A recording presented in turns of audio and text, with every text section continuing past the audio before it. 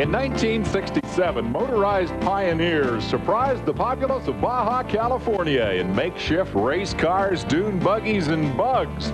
The first Mexican 1000 laid the foundation for an off-road racing classic. 28 years later, state-of-the-art race trucks and legendary drivers are set to challenge the rugged Mexican peninsula. It's now called the Baja 1000. It's the longest, toughest, most prestigious off-road race of them all.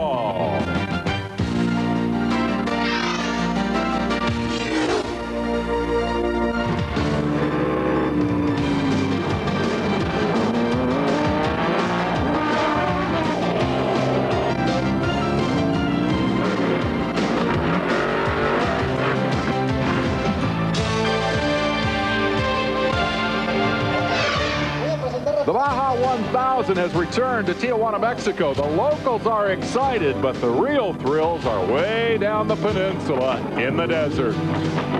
Hello, everyone. I'm Dave Despain. Welcome to the definition of local color. Here we are on the Baja Peninsula, and you can find 1,000 places like this up and down this land span. This happens to be a local auto parts place. And reenact this scene over and over again. You ask the locals about Baja meal. Everybody knows about the Baja 1000. And if you're fortunate enough to speak the language, the answers about Baja meal pour forth in an oral history of the sport. Tremendous stories of excitement and enthusiasm for this unique race. Truly, the stories are unique, for nowhere else in the world of motorsport is there another event quite like Baja meal. 28 years ago, the first 1,000 had a ceremonial start here in Tijuana. This time it will be for real. They'll throw the green flag and race all the way to La Paz. Why is this race unique? Ask our expert analyst, Bob Bauer. Well, Dave, unique is absolutely it. There isn't another event like it. The reason these guys come to race the Baja 1000 is because it is truly the toughest, most demanding on a driver and team of any event in North America. The points championship for trophy truck has already been decided. Fact is, these drivers, many of them in the trophy truck division, have won this race before overall, so they all know the taste of victory and they understand how to get there.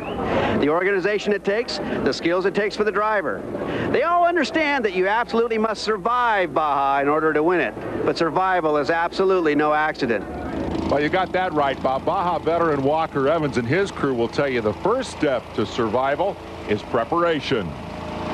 First of all, we start with the pre-runners, and we take them and we prep them just like a race car, new parts, new equipment on them, and service them. And then Walker gets in, takes off down to Mexico to pre-run. And then I'm in charge of the 3 desert cars we work around, and they come completely apart, and then they're basically put back together, you know, piece by piece, and all new parts, rebuilt, and it takes a lot of time. We've been at this for, like I said, about a month and a half. And part of that preparation is devoted to determining if the right people and equipment are in place along the course. We're talking about 10 pit stops, a minimum of 5 people at each one of them.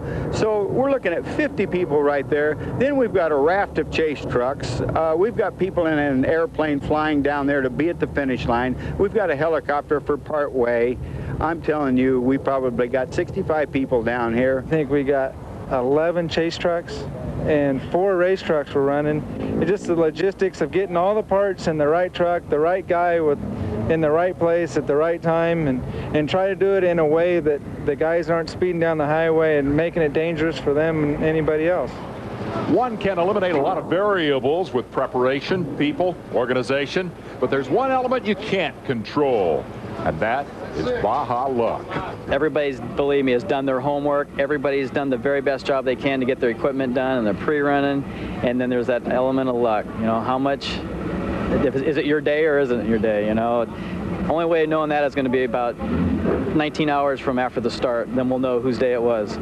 19 hours, 1,146 miles south of Tijuana at the end of the longest Baja race in history awaits the finish line in La Paz. And making it to La Paz is special. When you come flying in and you see those masses of people there at the finish line, I'll tell you, it's heartwarming. It really is. You know, that's why I do it. Hey, driving the greatest off-road race of them all is a pretty intense experience. They'll drop the flag and head for La Paz right after this. This is Tijuana. Enjoy your stay here. It won't last long. This is the starting line for the Baja 1000, and once they blast out of town, it's the long run to La Paz. Only every 3 years does this race run the length of the Baja Peninsula. If you know your geography, it's that little finger of land, but Bob, there's much more to it. Let's take a look at the course map. Well, Dave, this is the equivalent of going from Detroit to Jacksonville. In just 6 hours into the race, the shroud of darkness covers you, and for 12 hours now, you're at night. Going over mountains, through dales, across deserts, and then you go from the Pacific to the Cortez side and the Pacific and the Cortez side 6 different times, and hopefully, by breakfast time, you're hitting La Paz. I'm holding out for Chorizo and Huevos Rancheros. It's logistically the most challenging race in the world. That's why they only make the long run down to La Paz every 3rd year. And the trick is to stay on course. Most trucks will have a co-driver to help with the navigation. Ivan Stewart, the legendary Ironman, will go it alone. Walker Evans has drawn the first starting spot. He's a 9-time class winner and the overall Baja 1000 champion in 1979. And look at the crowd of people. Unbelievable. This is like the Indy 500 on the Baja Peninsula. This starting procedure is very different from the first time in 1967. This time, the race actually starts in Tijuana and goes racing all the way to La Paz. You have to understand, we're talking about a city of millions of people, and they have to find a way to get out of town safely and still do it at race speeds. So what they do is they'll run right around the town. They'll come back into this long wash. It's a drainage river, and they'll take that out of town into the boonies. A little different from the freeway intersection. Here is Evans threading his way out of the city of Tijuana to prepare for the long run down the peninsula. In '67, they had a ceremonial start here and then drove down to Ensenada, got a good night's sleep, and prepared for the launch the next morning. So now he's off into the wash. This is the river that will take him out of town as Walker Evans kicks off the 1995 running of the Baja 1000. Well, the good news for Walker is he's first off the line, no dust. The bad news, he's first for the booby traps. These are wonderful entertainments set up by the locals to create their own thrills. Speaking of the locals, Javier Espinosa is the only Mexican driver in the trophy truck division. He owns a freight airline. He's second out. Steve Kelly starts the second Dodge Ram, the teammate to Walker Evans, from 3rd starting spot, and then yet another Evans prepared truck. Larry Rossler, 10-time winner of the race in motorcycle competition. Here's Rossler challenging the Baja 1000 for the first time on 4 wheels, and you think he's got a chance to win it. Well, I not only think he's got a chance to win it, I'm putting a buck on him. We'll go with that. Rob McCachran, 94 trophy truck champion, but there's a big story here. Moments after the truck leaves the line, something breaks in the engine bay with 1,140 miles still to go. Listen to this motor. Sick, very sick. What a shame. Kurt LeDuc will probably get a good look at McCachran early. LeDuc starts 6th in the Donovan Jeep that won the trophy truck division at the Baja 500 earlier this year. He's actually a former class winner in the 1000. He won the Class 3 honors in a 4-wheel drive Jeep back in 1991. We're going to ride with him during the race. You'll notice that Kurt is not sliding around the turn. His plan is to be very conservative for the whole race. Next up, Larry Ragland looking for his second Baja 1000 win. Larry, how do you pace yourself here? If we're running our own and I'm running a nice pace, I'll be real happy with that for a long, long time. 10, 12 hours, you know, that's fine. But if all of a sudden I start finding that they're starting to pull away from us, then we don't have much choice. We'll have to go along with them. I won't let them get away too far and hope that they break, because they just may not break. Well, Larry's strategy to keep his Chevrolet from breaking has been to pre-run this race course twice in the race car. Not commonly done. Yeah, they found some problems pre-running that they hope have been fixed. We'll see how that plays out as we introduce Jim Smith, who starts 8th. He's the defending champion in the 1,000. This will be his last Baja race. He's retiring. Paul Simon, driver of record for this Ford. Actually, his brother and co-driver Dave will take it the first 600 miles. And here is the trophy truck champion, Ivan Stewart. He's won everything there is to win in off-road racing except the 1,000 to La Paz. That's the one he's never won. He'll try to get it here today and tonight. He's been close, real close, but it hasn't been his. I'll tell you, he's a very intense guy right now. He's seeing his crowds. See, Ivan will set his own pace. He won't be diverted from what he wants to do. He really thinks these things through, and it's Ivan's pace, not the PPI team figuring it out for him. Look at him on the gas early. Big cross up there. Rest of the lineup, Roger Mears, Bob Ritchie, Jimmy Johnson, Robbie Gordon, John Swift, and then come the Baldwin family, Jason, his brother-in-law Carl Renazetter, and his dad Jim Baldwin, Ron Stobaugh, probably with the lowest budget and the highest hopes in the field, Todd Clement and Danny Lettner, rounding out the starting lineup as they begin the long run down the peninsula to La Paz. It's the Baja 1000 on ESPN. And what's this? Ahead on the left, Ivan Stewart sees Rob McCachran's broken truck. Well, the gesture pretty much says it all. Sorry, Rob, what happened? Glad it's not me. Here's the result of the noise we heard coming off that start line. They have ventilated that block. It's called a rod through the heart. And so the truck is stopped, and the 94 Series champion is out of the race early. One of Ivan Stewart's competitors has fallen by the wayside as he begins the long run to La Paz. We'll be back. We're back in Baja. The Tecate SCORE trophy trucks are headed for La Paz. A lot of great racing stars have come out of this series. Parnelli Jones, Rick and Roger Mears, and this guy, Robbie Gordon of IndyCar fame, back in his roots, but having a problem. Well, he's got a miss. In fact, he's got a computer problem on his fuel management system, and right there, he blew that jump because he was looking at those controls, trying to figure out his problem. He hasn't had a great deal of success this year, primarily because of troubles with the truck. But I'll tell you what, this guy will drive her hard. Here's Bob Ritchie. We mentioned that Jim Smith is retiring after this race. Bob Ritchie will also park his Ford for the final time after this Baja 1000. But he's got a great run going. He's already picked up a couple of positions. And as you can see, it's starting to get rough. And it's a long, long way to breakfast. Well, Dave, breakfast is tomorrow. And I tell you, the dust coming up, they're about to have dust for lunch.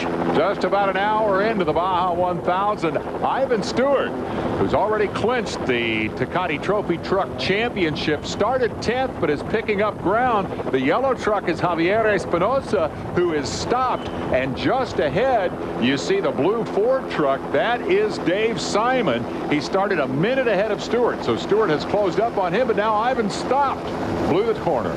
Well, it's such a tight section in here, and we're going to come up with even more tight section that they're being very conservative. Remember, Ivan's not going to get himself diverted or seduced by the challenge of passing on a car when it's not time.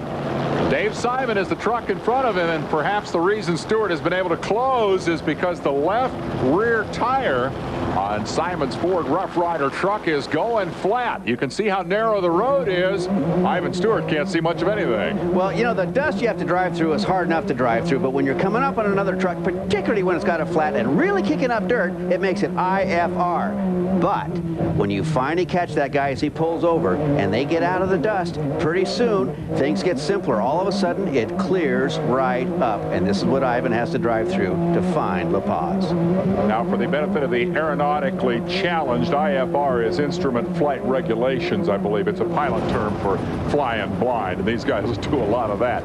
This is Larry Ragland at speed. You see a lot of this in Baja. Wide open, flat, get on the gas and go fast. And then it comes into tight roads where all of a sudden your go fast has to say go slow or you're going to screw up this race. These trucks have a price tag in the range of $250,000. They are virtually unlimited in terms of technology. They can do just about anything to them.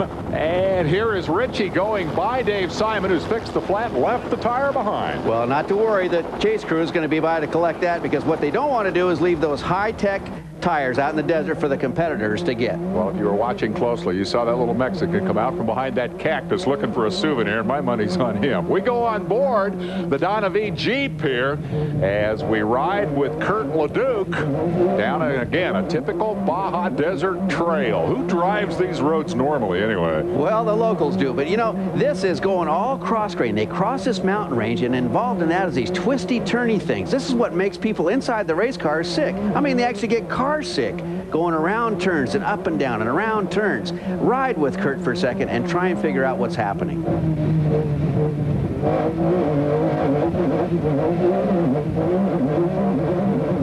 You get some sense here of how smooth the ride is, though, in comparison to the terrain, and that is a credit to the suspension on these vehicles. Excellent design. It tries to keep the platform level, but you can't keep that yaw factor out of there. I mean, it just is spatially disorienting. Now, here comes Jimmy Smith, and I'll tell you what he's looking out and seeing is clumps of people. When you see clumps of people out in the desert, you got to figure you're about to be the excitement for those clumps of people. Yeah, here it is. It's one of the Mexican booby traps. Dave, can you figure what it's like to hit this thing at 60 miles an hour? Hey, the crowds know where the course runs. They come, build a little extra jump that wasn't there when you pre-ran it, and you better keep your eyes open to avoid a disaster. Walker Evans, 9-time winner here, is first on the road, further down the course, past the population zone, more confident that he won't find a booby trap, and settling in, I think, Bob, at this point. Well, this is where the middle of the race starts. It's really a long middle where you get into a rhythm and you get settled into the car and it becomes part of you, and you just start driving. You become totally unconscious of the passing of time. The only thing that'll make you aware of it is the passing of light into darkness. Tell you what, Bob, as I watch and listen to this shot, I'm very aware of the passage of those trees at high speed. Get a lot of shape and hit one of those, and your Baja 1000 is over. Let's ride with Walker. We'll be right back.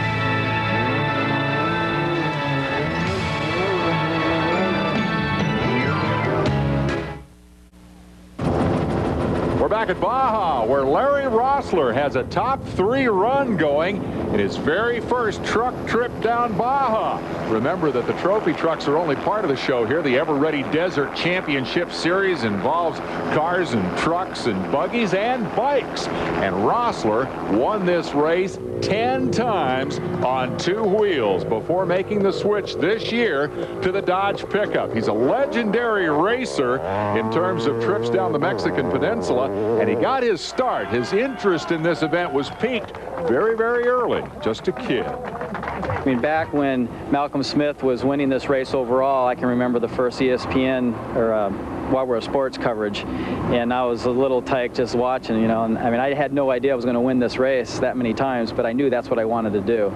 But it's still the motorcycle career for Rossler ended over the winter when he got a call from Walker Evans. Well, you know, we'd been looking at Larry for quite a while. Actually, at the beginning of the year, we tested Larry, and I don't know, certain circumstances came about and we decided to go with Larry. After all, you got to remember one thing, Larry knows how to get to La Paz. Dave, between them, Walker and Larry have probably run 100,000 miles in the Baja Peninsula. The truck allows Rossler to continue to do what he loves. this baby. I enjoy racing, I enjoy winning, I enjoy Mexico, all the elements of racing, off-road racing. I want to continue on doing that. Here's Larry's boss, Walker Evans, first on the road, quick to admit that he learns as much from Larry as he teaches. Both of these guys with a tremendous amount of experience in reading the Baja terrain. Meanwhile, there is a battle going on here. Jim Smith in hot pursuit of Kurt LeDuc. And Smith is off the road here, drops the right rear off, gets tied up in the trees. He's obviously hustling, trying to get around LeDuc. Well, LeDuc has a plan to run a very conservative race. He said to us before he started that, hey, if somebody wants around me early, I'll let them around because I'm going to run my plan. I figure I'll be there at the finish, and the guys that are hustling too hard won't be there. Reckon he saw Jimmy drop that wheel off in the rearview mirror and decided maybe he wanted to let Jimmy go by? Well, if he did see it, he's laughing now because it proves his strategy is exactly right. For the moment, at least, LeDuc will play the tortoise, allow Smith to be the hare. LeDuc driving the only Jeep in the field. This is the Grand Cherokee. Come a long way since 1967 when Rod Hall won the first race to La Paz in a Jeep CJ. It was pink. Rod Hall, tough guy, in a pink Jeep. Why? Well, he could buy it stock, and he knew if it was stock, it would make La Paz. It was that tough. Well, 28 years later, we're back. The technology's changed a lot. Check out Ivan Stewart's Toyota. This is the one off-road achievement that has escaped him thus far. He's never won the long run to La Paz, but he's on the move. That's Larry Ragland in front of him. Now remember, Ivan started 3 minutes behind Ragland. Now he's on Ragland's bumper. That means he's covered the course to this point 3 minutes quicker than Larry. On what is called corrected time, Ivan is well in front of Ragland. In fact, Ivan is fourth in the corrected time running order. Yes, it's a little complicated, but it's also the key to victory here. Bottom line, the guy who covers the course quickest wins the race, and right now, Jimmy Johnson is at the top of the order, even though he started back in 13th starting position. 19-year-old kid, and he's fast. It looks like Robbie's problem has not gone away. Running on 7 cylinders. He's pulled off to the side of the course here. What he's going to probably try and check is the throttle working right? Is there something going on with that fuel injection? The $30,000 computer chip is dying on him. Gordon won the race in 1989 with our own Bob Bauer in the co-driver's seat. Now we see Simon making tracks through some real deep and rough stuff here. Ragland in that same section. This is a transmission eater. Well, it really is. That soft sand sucks horsepower and heats torque converters. In fact, Ragland on his pre-run tried to solve their training problem by using the race car on 2 successive trips down the peninsula, and it's working. Here's a broken truck. Actually looks like another flat tire. This is Larry Rossler. Tell me about this section. Oh, Larry's telling himself, or asking himself, how did I get a flat out here? There's nothing to hit. Truth is, he hit something probably 20 miles ago, got a stick or a piece of cactus in there, and it's leaked down, finally went flat on the dry lake. Away from the racetrack, Ivan Stewart has developed a new spec racing truck class for SCORE for next year. In this race, these trucks are actually being tested by several Ford teams. Cost control, a big issue. Trucks are supposed to cost about $75,000 each, and they'll be tied to street trucks by guys like Dave Ashley, who develop race products for the showroom. It's something with a new 97 F-150 that it's going to be an exciting thing to drive, because the shifting and some of the products that we've developed in off-road racing in places like the Baja have come to pass in this new truck. For Ashley and the Detroit engineers, the toughest test is Baja. That's equivalent to approximately 100,000 miles of a very severe duty customer using our product. And we can accomplish that in approximately a 24-hour period. So if you want to talk about immediate feedback to how things are going, that's one of the places to do it.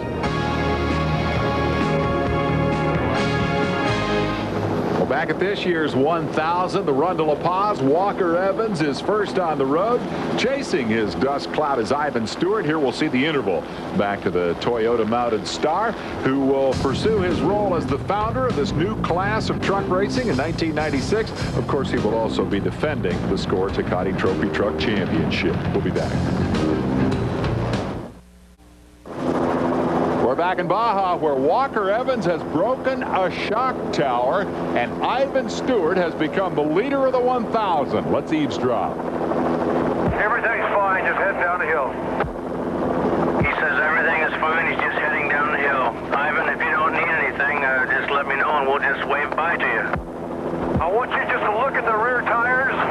I hit one big rock back there. Both rear tires, when I go by, I'll slow down. Also, when we get down to the, I want you to relay for me that I want to look at the rear shocks. I think they're all right, but I hammered them pretty good here for a while. I copy that, Ivan. It's like I've only got one light, too. Look at that, would you? Let me know. Yes, I will, Ivan, but I don't have any if that's the case, but I will let you know. Ivan's coming into what's called a satellite pit. It's an optional service. If he needs any work, they can do it. But he need not stop here. The crew is right there. He slows down, lets him take a look at the truck. Let's get back to the radio and see if we can get the verdict here. Your tires are fine, but you only have one light. You are correct. You know the way he lost that light? He was in a wash. He pogo sticked that thing up in the air, clipped the light off with a branch of a tree, but he didn't hurt the truck. Ivan's won the 1,000 twice, earned his Ironman nickname here, but he's never won the long run to La Paz. For the driver and the owner, this race is special. We want to win the Baja 1000 La Paz, always have. We won the Baja 1000 before, and Toyota's won the Baja 1000 before, but in the loop format, never to La Paz. Neither is Ivan. He's never won it to La Paz, so it's very, very important to us. Heading up PPI's huge on-course contingent, crew chief, former driver, Tommy Morris. One of his jobs, anticipate everything that can possibly go wrong in 19 hours. We're set up with guys down south with tire groovers and be prepared for wet weather, and their instructions are they only have to hear from us. If it's raining, groove them. So we're set all along the way with guys with tow ropes, chase trucks, whatever it takes to keep him moving. In his last race, Ivan delivered to Toyota the Tecate Trophy Truck Championship. The run to La Paz, that's personal. Ivan knows this course better than anybody. He knows Baja better than anybody. Toyota knows it better than anybody. Got 110 people down here. We think we can do the job. Well, if this were in fact a race from Detroit to Jacksonville, Ivan Stewart would be looking at Cincinnati and the approaching darkness. In reality, he's still got 750 miles of desert to cross, and the night looms just ahead. Well, just behind Ivan, 6 minutes and cutting a trail is Larry Ragland. They're close. I tell you what, I think we're looking at an all-night dogfight. We'll be back to see it right after this timeout.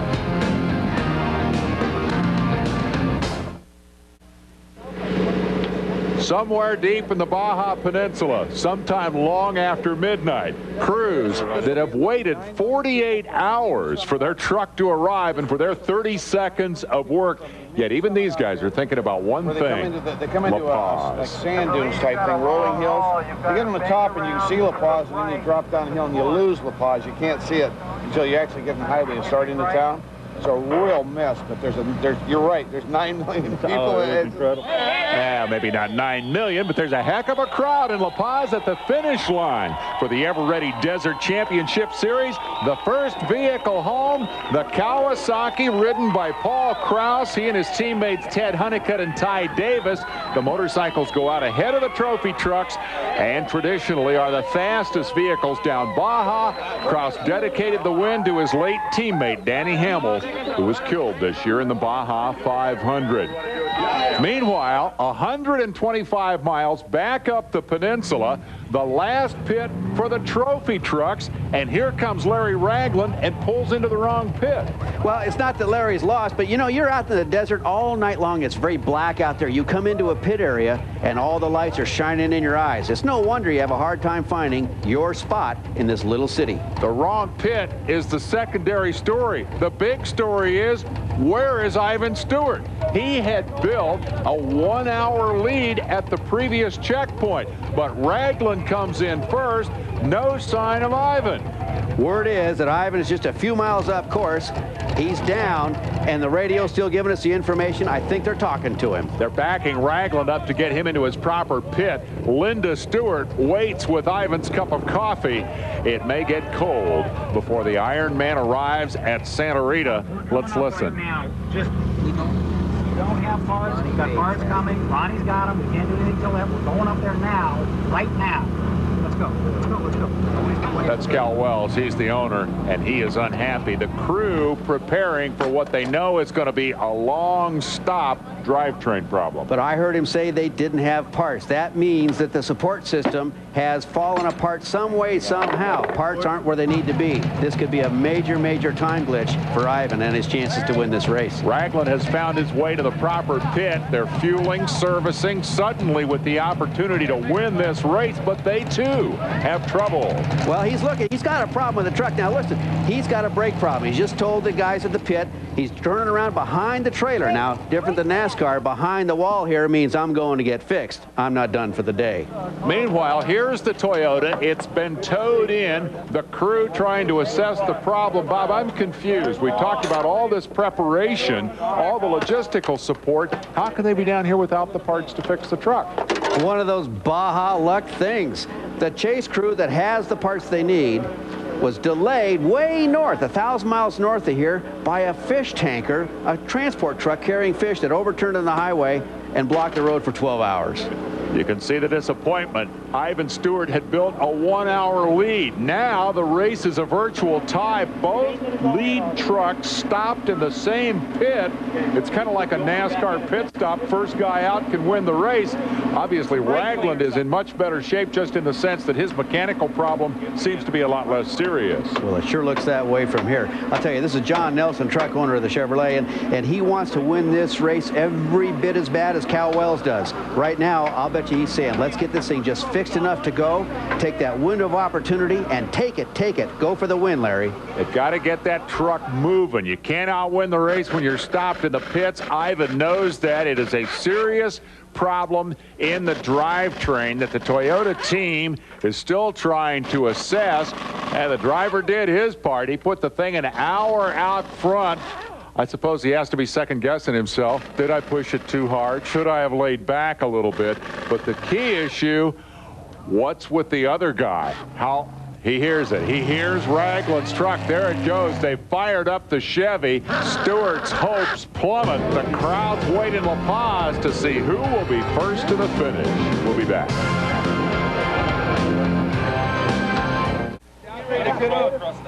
Let's see, is that flora or fauna? I guess that's fauna. Some of the nighttime creatures here of Baja. It's fair to say that Ivan Stewart has been stung by Baja luck. Have they diagnosed the problem here? Well, they sure have. It's a snap ring went in a U-joint on a drive shaft that connects the engine to the transaxle. When it broke, it flung the end of that U-joint all over the inside of that truck and tore things up. And here's what Ivan Stewart has to say as he waits on the repairs. Well, we ran absolutely perfect race all day long and all night long until about 20 minutes ago, 45 minutes ago about roughly. The transmission let go. So we're something inside the transmission, so we're going to change the transmission and get on down to finish. We had a good lead, just comfortable all day long and no problems, and up jumped the devil. Part of Baja. They'll put another transmission in and we'll get on down to La Paz. You never know what could happen. It's not over till it's over. Yeah, it's not over till it's over, but I think he knows that it's over for him, at least in terms of being able to win the race. There's a lot of Baja luck going around now. This looks like Jason Baldwin coming in. He has a problem. Misery loves company. Second transmission failure in succession. First Stewart, now the youngster Baldwin. And that thing let go just as he pulled into the pit. 100 feet as he's coasting to a stop to get fueled in first place or second place, I don't know which, it let itself go. Again, the issue of corrected time very much a factor here, and I'm not sure that he knows for sure whether he was first or second at the time that it let go. But the point is, this young kid had a great opportunity here in this legendary race. A problem for Ragland. He could have been a potential winner. Instead, he's on the rope. Well, I'll tell you, Jason is a potential winner. He's been in the hunt all season long. This may be a terrible situation, but it doesn't put him out of the race. He won't give up. Once the opportunity to win goes away, the determination to finish takes over. Ivan Stewart has seen the dawn come, not through the windshield, but rather standing in the pits, and now Baldwin is stopped. We're trying to get a transmission. Our guys, I think they had a problem with one of the other trucks, so they were like 45 minutes. There's a rough weather pit right down the road here. Do they have a tranny? Well, I wonder if Venable's out. They got an extra trans. Can you? We need the whole trans? Do we need, hey Reed, do you think we need the trans or just the forward drum? What? Whole thing? Yeah. Could you see it? Dan, maybe if you ask them, they'll give you one. Dan Newsom is the team manager for BF Goodrich, and he's going to go see if he can round up a transmission here for the youngster Baldwin. We lost the transmission right as we pulled into the pit. Just lost it. We just got a radio signal that Ivan was down having problems, which put us into second place behind Ragland. And all of a sudden we have a problem. At least it happened right here. Baldwin continuing to try to help the crew get the transmission out. Meanwhile, inheriting second place, Paul Simon. Now the driver of the Rough Riders Ford entry. That's the crew chief and co-driver, Don Tebby, climbing out to get the light rack off. Don't need that anymore. Daytime, no need for lights. What you need now is luck. He's got a real hot torque converter, so he can't punish the truck. They've only got about 70% of a truck left. He's really got to be very tidy on the throttle, or he'll take himself out. realistically, his chance of catching the leader would be pretty much nil. He's racing for second place at this point, unless, of course, some difficulty should befall Larry Ragland, perhaps something similar than happened to young Baldwin here. Baja luck has a bad way of showing its face even 30 miles from the finish, so there's no reason to give up hope ever until you're across that line. Ironic that this whole race has unfolded virtually in the last 125 miles of the 1,145 that make up the course. There's been a big rainstorm overnight that snarled communication. Jim Morton, the communications director, is trying to figure out where everybody is out there in the desert. We know they're all looking for one thing, and that's the finish line. We'll be back. We're still at Santa Rita, some 900 miles down the Baja Peninsula from the start at Tijuana, and Ivan Stewart has been here so long that Bob Gordon has arrived. The buggies that make up the rest of this ever-ready Desert Championship field start behind the trucks. Gordon's a legend in this thing. He's won the race to La Paz, I believe, more than any other driver. Nearly. Oh, look at this. This is, oh my gosh, this is Walker coming in, and the whole right front of the truck is missing. Walker was in fact missing for a while during that electrical storm, but he's managed to reunite with his crew, see what they got here that they can fix. That wire hanging down there says there could be an electrical storm under his truck if he isn't careful. He hit something pretty hard. Must have. Oh. Walker's back underway after a brief stop. Apparently it's nothing that he feels needs to be repaired. Meanwhile, continuing his pursuit of Walker is Kurt LeDuc. That tortoise strategy hasn't really paid off. He slipped to fifth. Might have been just a little too conservative. You know, it's hard to make a plan and make it come out right. I know that he is just past Larry Rosler. The reason is he wants to get to this pit ahead of Larry because he knows he'll get quicker service if he's the first guy in. This is the best race on the peninsula right now. It is for 5th and 6th because coming in right behind LeDuc is Rosler. They're in the pits together. Remember, they started the race 2 minutes apart. After 1,000 miles of racing, Rosler trails LeDuc by a matter of 2 minutes. I see him putting oil in that truck, and that's no quart can. That's a half gallon. This oil is going through a motor that has a blown bearing in the crankshaft. By all rights, it shouldn't be running right now, but it is. That's the way Larry Rosler's got Baja luck. It's playing for him. It's a mess. The truck should be dead. That, of course, is one of the points of the Trophy Truck Series, to give the manufacturers the opportunity to demonstrate how tough their trucks are. Baja has always been a favorite of the television commercials, for example, demonstrating the durability of the vehicles, a proving ground for toughness. Well, you just can't fool a finish line, and Baja takes no prisoners. If you're not totally prepared and you're not tough enough, and there's a chink in your armor, you're going down. Good run here for Rosler, who's never done this in a truck before. Look here, they're getting ready to send the Toyota back out. They have finally repaired the drivetrain problem, and Stewart, who wanted so much to win this race, is back in the saddle, but you can see the disappointment on his face. Well, the irony here is that in 86 Baja 1000, when they went to La Paz, Ivan had them covered by an hour again in the same spot by Santa Rita, and then the motor exploded. You know what? This problem happened within 4 miles of that same spot in the desert. Go figure. Meanwhile, the arrival of the transmission for Jason Baldwin. No, they weren't able to rustle one up in the pit area. They had to wait for the one in their support vehicle to arrive, and that took 2 hours. Well, Jason was such a rabbit, so fast, he outran his chase crew. And sorry to say, it's cost him this 2 hours because he got so far ahead, his parts couldn't keep up. Again, part of the logistical nightmare. Wait a minute, what is this? Here is Ivan Stewart's race truck pushing a chase truck with a stiff rope. This is not a good sign. Stewart has come back to the same pit area, didn't make it more than 5 miles down the road, and the word is that it's a similar problem to the last one. Well, the drive shaft that broke before was a billet piece, meaning it's made out of one solid piece of steel. The replacement was an off-the-shelf model, and the shaft broke just 5 miles out. It won't take him as long to fix it this time because it's just a matter of replacing the shaft, because when it went this time, it didn't tear anything up. Now the Baldwin boys engaged in similar repair. It occurs to me a transmission repair shop might be a budding business opportunity down here in Santa Rita. Body language says a lot. These folks are mighty unhappy. But At the other end of the peninsula, check it out. Those 9 million Mexicans are greeting Larry Ragland as he rolls in at the end of an 1,150-mile trip down the peninsula, 7:20 in the morning. Man, you got to be happy. This is your second overall and the longest Baja 1000 in history. Tell us what it's like. I'll tell you a lot more as soon as I've sat here for about 10 minutes and I know no one snuck up behind me. I hate to just celebrate real quick. I want to celebrate, but I think I ought to wait a couple minutes. All right, Larry, tell you what, we'll hang around and wait with you. Make sure you've won the Baja 1000. We'll be right back.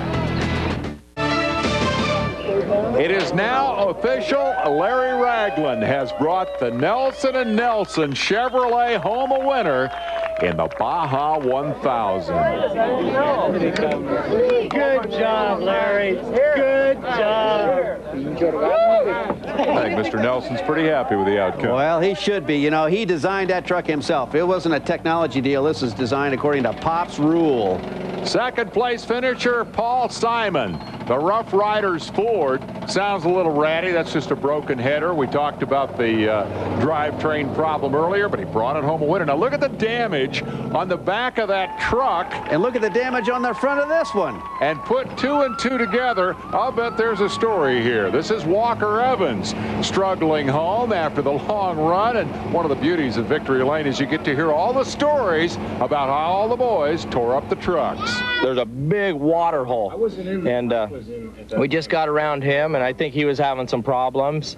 And next thing I know is I dove into a water hole at about 100 miles an hour and came to a dead stop in about 100 feet. And I saw the water going like this, and I said, oh my land, and I pounded on the brake, and I'm already in the mud, and this thing just accelerated.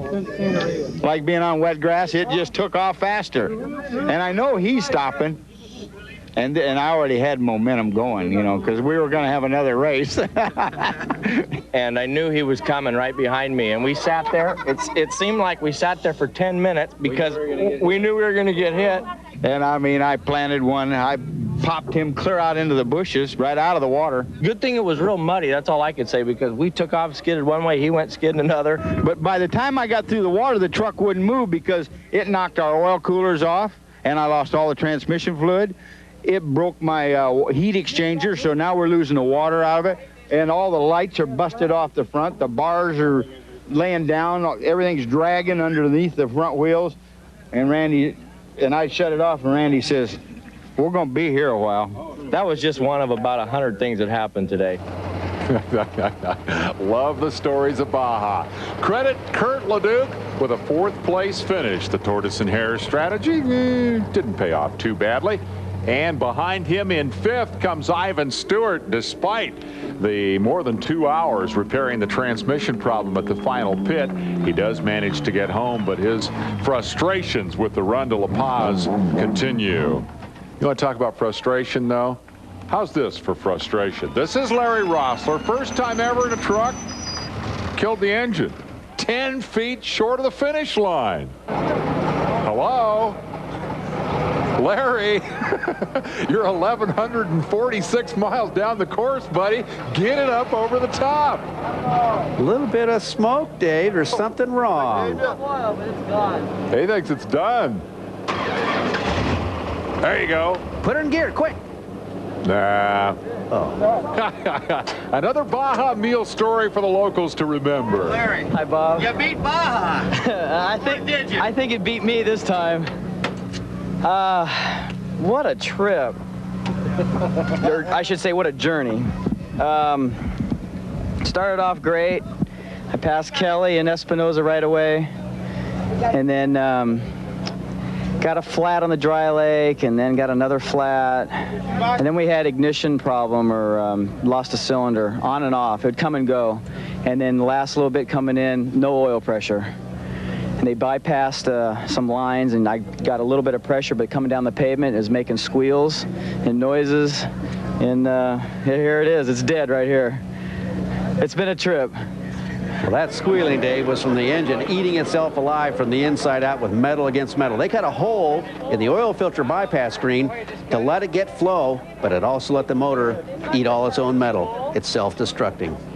So what are they going to do now? They got to try to get this truck out of the way. Rossler says, let me just try this one more time. Eureka. Put it in gear now, bud. Get it moving. Apparently it cooled just enough to fire. Let's see if it's got the power to pull itself up. Sure enough, Rossler, the epitome of Baja spirit, makes it to the finish line in La Paz. Give him 6th place. Wow. And here comes Jason Baldwin, still broad sliding the corners, just like he was 19 hours ago when he left Tijuana. Well, Dave, I figured out my math, and when he hit that Santa Rita pit, he was in 1st place, but he went to 7th by the time he left. We were as high as you could be after running 1,000 miles, and then when we pulled into that pit and the transmission blew up, I was about as low as you could possibly be. But now I'm feeling pretty good because I'm here, and that's all that counts. We've said it repeatedly, make it to La Paz and your Baja 1000 is a success. There are your top 5 finishers. Congratulations to Larry Ragland, the winner, and let the record show that with his low budget, Ron Stovall made it to the finish, albeit in 39 hours and 57 minutes. Final thought, Bob. Well, you know, the Baja 1000 is amazing. It takes organization. Ragland and Nelson Chevrolet had it. It takes luck. Ivan Stewart and a PPI Toyota didn't. For the driver, it's all mental. It takes all that intensity at the start of the race, and by the finish line, it becomes philosophy. You know, when I go on to my next life from this one, my spirit, I want it out here in a cactus about 100 miles from La Paz, because then every 4 years I'll know that all's well in the world, because even though I can't see or talk, I'll feel the exhaust. I'll smell the fumes in the air. And some motorcycle rider too tired to go on will lean his bike against me, rest in my shade maybe, and gather his strength and push on to La Paz. I mean, that's what Baja's about. That's what's going through your head out there, survival. And, you know, it's a challenge. This race especially, starting in Tijuana, coming to La Paz, and all the adversity, the weather, the rain. I mean, just a great day. Well, the cactus, or is that...